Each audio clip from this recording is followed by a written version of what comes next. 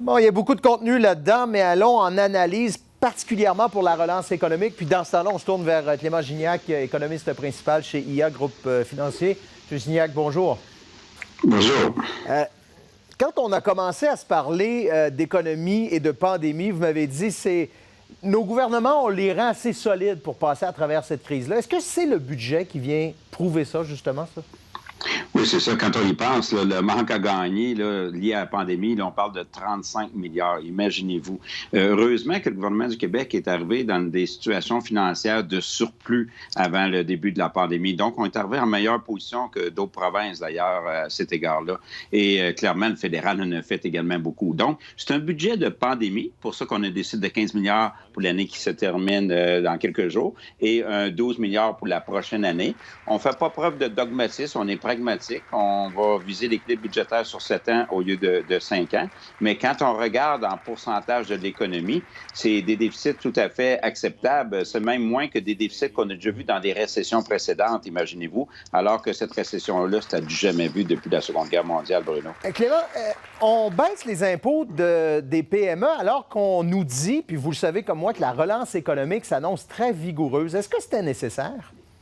Oui, bien, je pense que c'est au niveau favoriser aussi l'entrepreneuriat. Je n'ai pas vu tout le détail encore. D'habitude, je suis en huis clos, Bruno, ce qui n'est pas le cas aujourd'hui. Donc, clairement, c'est un gouvernement vraiment là, axé sur l'entrepreneuriat, la reprise économique. On va créer des emplois. Et on dit d'ailleurs qu'il n'y aura pas de plan d'austérité ou adresser des déficits structurels de l'ordre de 6 milliards tant aussi longtemps qu'on n'aura pas trouvé le niveau d'emploi.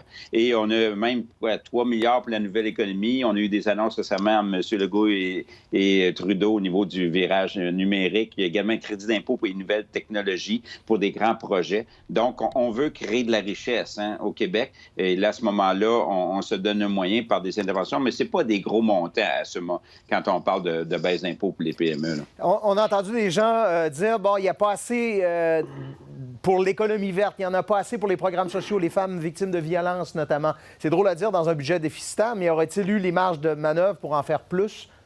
Bien, c'est toujours des choix. L'Ontario a décidé d'équilibrer le budget sur 8 à 9 ans. On parle d'un gros déficit.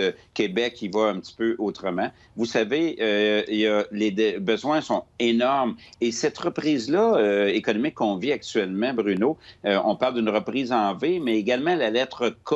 Qu'est-ce que ça veut dire? C'est qu'il y a des secteurs qui vont super bien, l'intelligence artificielle, la technologie, même la construction, mais il y a des secteurs qui vont beaucoup moins bien. Puis il y a des gens aussi dans la société qui souffrent de cette pandémie-là. Les inégalités s'accroissent. Donc, clairement, il y a des secteurs qu'on devra injecter davantage d'argent, mais pour l'instant, il y a tellement d'incertitudes au niveau des variants, de la vaccination, qu'on se garde un peu des munitions, je pense, pour le prochain budget qui va être le budget électoral avant les élections. Et est-ce que c'est pour ça qu'il est très prudent au niveau de sa prévision de croissance économique, plus prudent que vous-même? Oui, oui. En fait, Desjardins, Banque nationale, des prévisions de croissance plus faibles.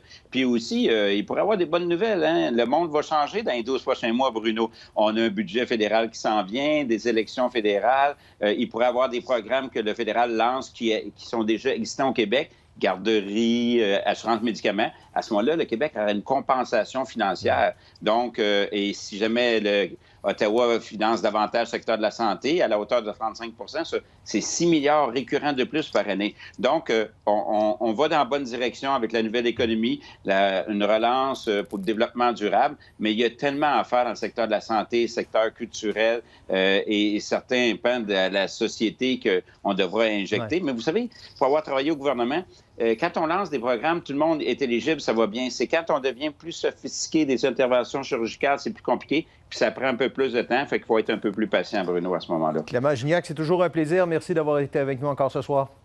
Au plaisir.